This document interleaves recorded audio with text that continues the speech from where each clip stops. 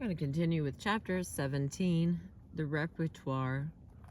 I've been reading Rage to Survive, Etta James, and David Ritz. Apollo Faye is one of my favorite characters. Her real name is Faye Pridgeon. They also call her Lithophane. Like Blondine, Faye was a girlfriend who did and said some of the things maybe I wanted to say or do, except I lacked the guts. Faye had nothing to hide. Her first kid was from little Willie John, and she was proud of it. She was pretty and perky and full of so much sexy spunk, no man could resist her. She was thin-framed and big-breasted and wore spike heels and scandalously short skirts where you could see the cheeks of her ass. Faye had a mystical side to her. She was psychic. She'd tell me about my former lives, saying if I'd been born 200 years ago, I'd have been burned at the stake. I was never bored being around Faye. After my gigs, she and I would sit at a table by the door and inspect the guys coming in. She invented the expression BDD, big dicked daddies. If they can look us up and down, she'd say, checking out our booties and the size of our titties, well, we sure as hell can size them up too. But by the cut of their trousers, Faye could measure the lay of the land. Look over at 7 o'clock, she'd say, indicating where a man might be standing. That's one fine BDD. I'm carrying his ass out of here tonight. She also had a thing for what she called young tenders. I remember her spotting a beautiful boy who couldn't have been older than 15. You wouldn't, I said. Just watch me, she replied. Minutes later, she waltzed that child out of the club and into the night. Or she might put on a display for the sake of us close friends to show us the art of love-making. Faye was the queen of love. Faye also invented the term repertoire for her own club, famous among her friends of the men she considered skilled lovers. She wasn't just speculating. Faye had hands-on experience. I loved listening to her roll call. Willie John is in the repertoire, she'd say, and Carl Gardner of the Drifters. Put Fathead Newman, Ray Charles saxman, in there. Fathead with his beautiful super thick brush mustache, and naturally Jackie Wilson. Honey, all the midnighters belong in the repertoire. And later on, I let Otis Redding on it. Johnny Guitar Watson was dead off in the repertoire. And Nate Nelson of the Flamingos was a charter member. Brooke Benton is in there along with Charles Pfizer of the Olympics. And as far as Wilson Pickett goes, I'd have to call him Mr. Repertoire. Well, if Wilson is Mr. Repertoire, Faye is Miss Repertoire. The den mother, the one soul sister no soul brother could pass up. She was always ready. When I got back to New York from Detroit and dumped Fat Jack's brother Willie, it was Faye who introduced me to Red Dillard. Red was a famous gangster with a Robin Hood reputation. He was known as a cat who looked out for the poor folks. He was also known for some bloody shootouts with Bumpy Johnson, the Black Hood, who fought for Harlem when Dutch Schultz gave it up. I liked Red. We weren't stone in love with each other, but for a while we were a good couple. He respected women because he was more powerful than the pimp. I more or less pushed myself on him. Once the pimp found out I was Red's girl, I was safe. Red had light skin, nice hazel eyes, and short salt and pepper hair. He had this distinguished air about him. The year I went with him wasn't his best. He had legal problems involving a murder rap and was always running off to court. I was nothing more than a mild distraction. He bought me a gorgeous mink jacket that one of his hookers stole for him. He bought me a gorgeous mink jacket that one of his hookers stole for him. Honey, he'd say, I'm going to have to leave you one of these old days. He claimed innocence, but knew the feds had him. While I was going with Red, Apollo Faye had a fling with C.B. Atkins, then married to Sarah Vaughn. C.B. had a fleet of cabs in Chicago and was tight with Muhammad Ali. C.B. also had something of an underworld reputation as a wild gambler.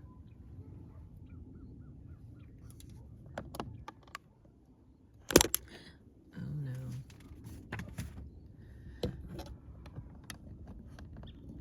Bear with me here, friends. I'm trying to fix it. It seems like after 200 or 300 videos, my little spider is less inspired, we'll say. Let's try that.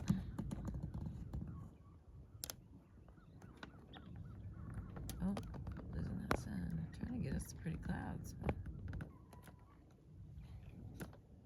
I know it looks crooked, but it's actually not. It's harder to try to make it straight. Alright. Sorry about that. That's what I get for touching it. Okay. I have an underworld reputation as a wild gambler. My reputation wasn't much better. I was still into my platinum hair, lips red as fire, slimline peg dress, period. My neckline was so low and my breasts pinched together so tight that if you breathed too hard on me, they might pop out in your face. It was the wintertime, and we were on our way to a motel on 159th Street, the first motel built in Harlem, when CB suggested that Faye, me, and Red spend the week with him at the beautiful home he and Sarah Vaughn had just built in Englewood Cliffs, New Jersey.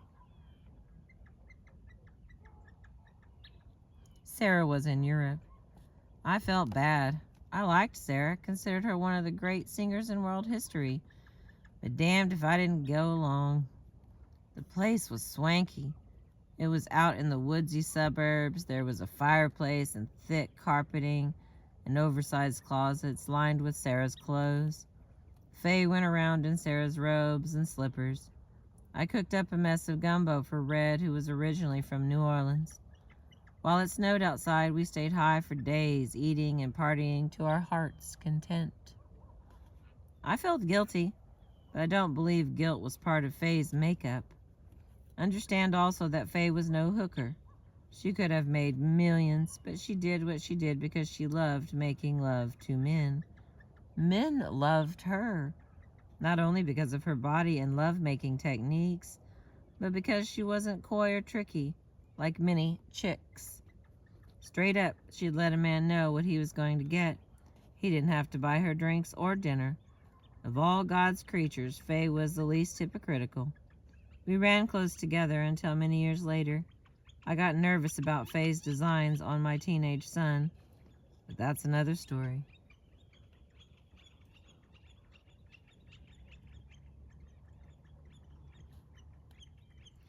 CB, by the way, wound up losing all of Sarah's money. After Sarah divorced him, he managed and married Esther Phillips. Now all three are long gone. Red went off to prison where, years later, he died. About the time he left for jail, so did John Lewis. The year was 1964. John's departure was a tremendous blow, far more devastating than Red's. Red and I were together for only a year, but John had been my father figure since I was a teenager. He'd always watched my back. His legal problems were in part connected to me. While he was busy supplying me and his wife Artie with heroin, he got caught up in a drug deal. He loved money a little too much. Beyond what he scored for me, my habit ranged between $100 and $300 a day. He got into big-time dealing. He made a New York-Mexico connection, and even worse, when legal problems started pressuring him, John himself got hooked. He didn't know he was under surveillance. When they nabbed him, they had all sorts of evidence. This happened in Chicago. We were all going downhill together. John had ulcers. He was smoking weed, sniffing coke, shooting heroin. He was trying to straighten himself out, but got entangled in his own webs. When the big bust came down, he didn't have a prayer. He went off to jail to await his trial. Meanwhile, Artie and I were destitute. We were also deep into weed, blow, and heroin, and were panicking because our caretaker could no longer take care. We were on our own. Artie ran off to Detroit, where she lived the life of a junkie until the early 90s when her kidneys and liver gave out. I didn't know what to do. My main urge was to find a way to score. So I started messing around with a little West Indian guy who was a street dealer. Can't even remember his name. We lived together for a hot minute. He was fairly clean and a surefire way to keep me in smack. I was scuffling.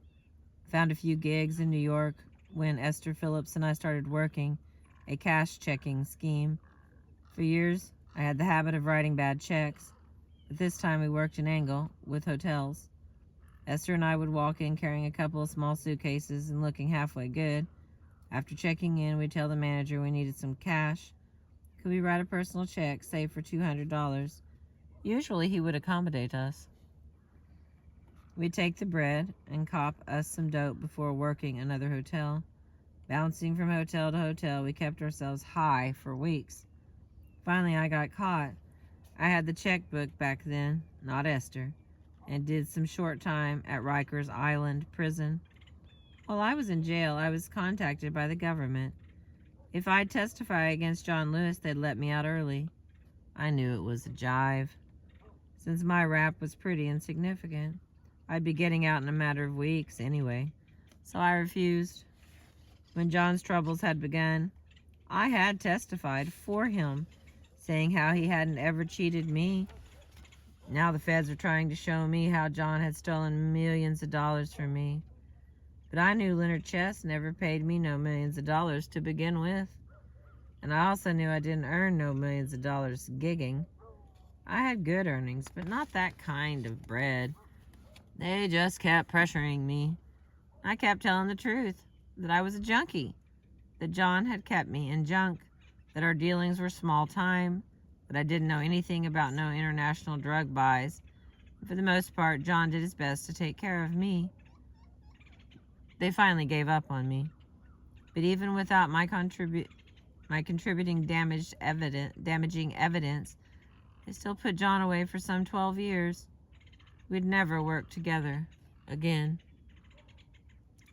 Seems like I could work at the Apollo as long as I wanted. Also gigged across the street at the Shalimar Club. That was the scene. Living in Harlem, hotels, hanging out with Apollo Faye or Esther Phillips. We might have been strung out, but everyone treated us like royalty. I remember getting high with Miles Davis. I was surprised he looked so young because I associated him with the older bebop generation. I mean, here was the hippest cat in the city, the man who blew My Old Flame on Dorothy's record, so sweet and pretty, until you were ready to melt.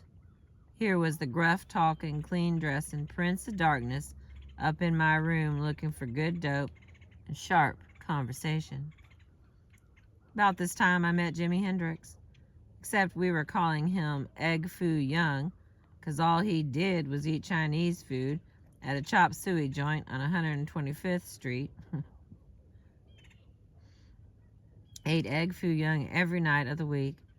New York Chinese food is extra delicious and especially soulful, like it's cooked with black folks in mind. It was Faye who said the boy was talented, but to me he looked like a roadie working the R&B circuit. Someone said he could play the blues, the John Lee Hooker blues. Back then we were looking at country blues like sharecroppers music. I mean, we were more into the Isley Brothers, a group Jimmy later joined.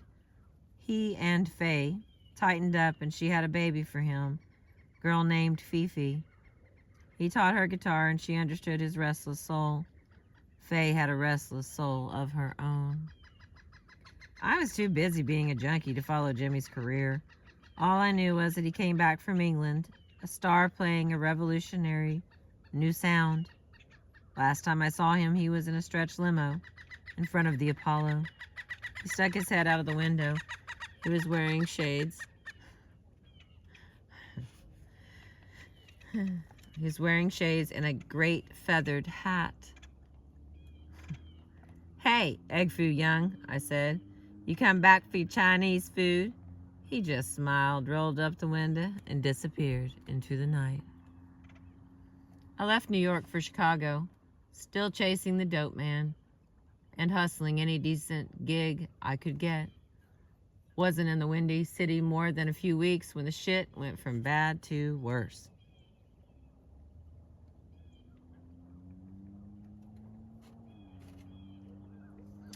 I was somewhere on the south side getting high at a friend's house when the cops kicked in the door and busted me big time, sending me off to Cook County Jail. In addition to drugs, my bad check habit was coming back on me. Cook County Jail was no country club. The joint looked like a dungeon out of medieval England.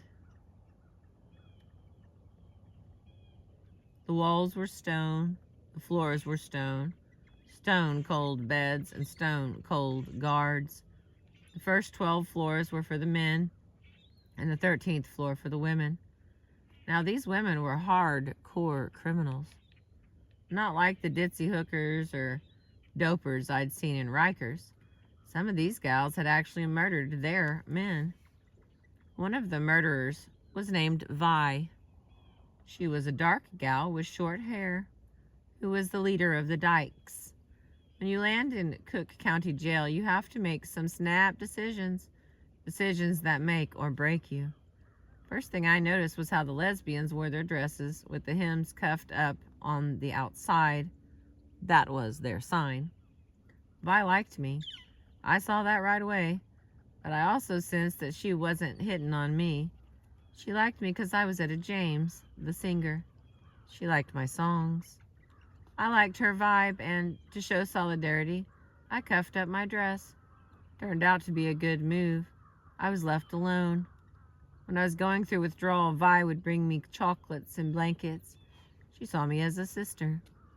In the day room, I'd always be asked to perform. I'd sing, For All We Know, torchy numbers about the mysteries of love. That's where I saw the girls holding hands, smooching, and acting like lovers. I was hardly shocked. Been around homosexuality my whole life. Most of the people who worked for me were gay. Back in San Francisco as a woman child, I'd show masculine tendencies, walking my butchy walk, running with the wildest gals. I was a street kid gangbanger, but I was also a church girl. And though I never looked down on woman-to-woman love, or, for that matter, any kind of love at all, my hot desires didn't move in that direction. With Vi as my caretaker, I was cool in Cook County Jail. The only thing that terrified me was the blanket party. Any new girl who came in without her dress hemmed up was called a fish. "New fish in the tank," the girls would scream. "We're gonna have us a blanket party tonight." When I asked Vi what that meant, all she'd say was, "You'll see soon enough." The night it happened, I could hardly look. They caught a new fish, put a blanket over her head, and crawled inside, gave her head, and raped her hard. Afterwards, they took turns peeing on top of the blanket, with her still underneath. I thanked God for my protection. Cook was an education. The communication system between the men and women, for example, was ingenious. We talked through the toilets. The guys' toilets were just below ours, so we'd take a pillow and bounce up and down on the pot, sucking out the water. Then by pasting together 4 or 5 cardboard toilet paper holders and using a string, we could send and receive objects, pictures, notes, rolled up IDs, pills, pot. We could also talk to each other. Everyone had their own knock code. Mine was 3 short bangs followed by 2 long... I'm sorry, I got thrown off by that song. We could also talk to each other. Everyone had their own knock code. Mine was 3 short bangs followed by 2 longs. I'd be in the day room when someone would shout out, "Etta, your phone's ringing." That meant one of the cats wanted to talk to me. We'd jawbone about the way we look, talk about sex, anything to keep our spirits up. We also learned sign language. Men would come to an area of the 13th floor where we could actually see but not hear them through a thick window.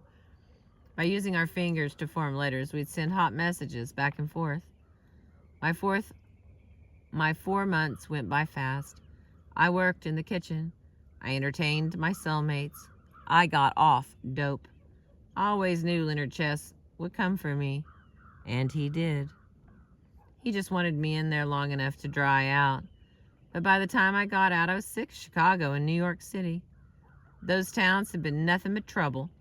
I was weary of the nightlife and burnt out on icy winters. I was ready for sunshine. I wanted to go home. That is the end of chapter 17. Chapter 18 will be A Change is Gonna Come. It is also a short chapter. Thank you for being with me. I appreciate you.